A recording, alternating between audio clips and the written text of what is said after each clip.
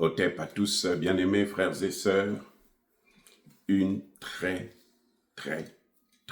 mauvaise nouvelle pour les catholiques du monde entier et à qui nous profitons de l'occasion de présenter toutes nos condoléances.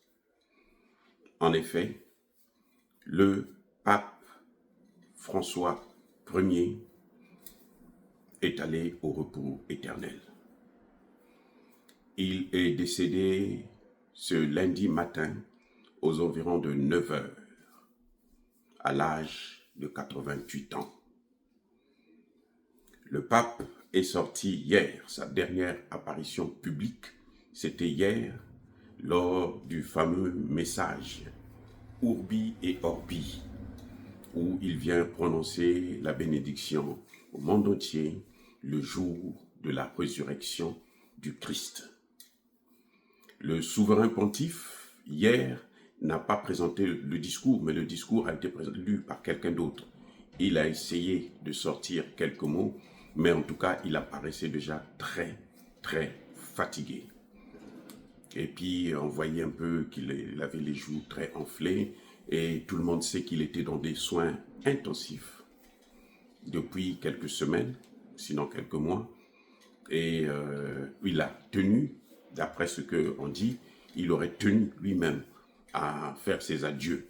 Donc en fait, hier, quand il est venu se présenter devant le public, devant les catholiques du monde entier qui attendaient justement son apparition et qui étaient très contents de le saluer parce qu'on a entendu « Vive le pape »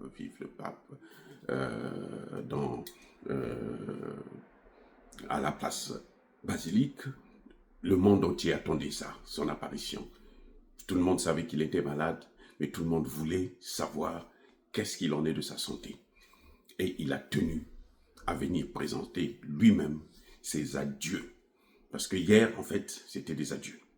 Il est mort ce matin, dans son lit. On n'a pas encore donné les circonstances de la mort, mais en tout cas,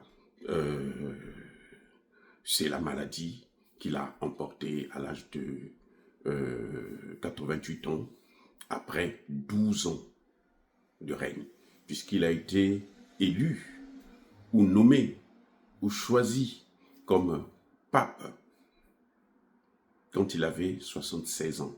À l'époque, il était, je crois, le cardinal, l'évêque de Buenos Aires, quelque chose de ce genre, et il est venu s'installer donc au Vatican, et c'est de là maintenant qu'il a commencé à servir son peuple, hein, les catholiques du monde entier, et voilà, maintenant c'est la fin.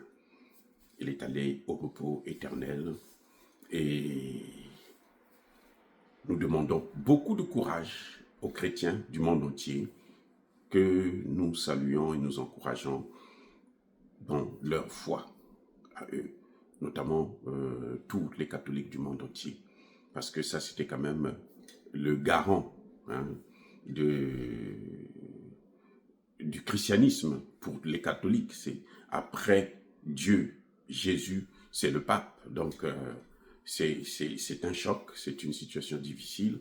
Et maintenant, on va commencer la procédure habituelle de nomination d'un nouveau pape.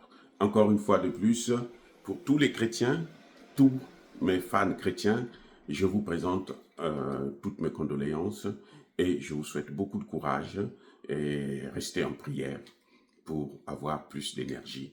C'est ça que recommande la Bible. Soyez bénis, abondamment bénis par le Dieu des Kémites et par nos ancêtres angélisés.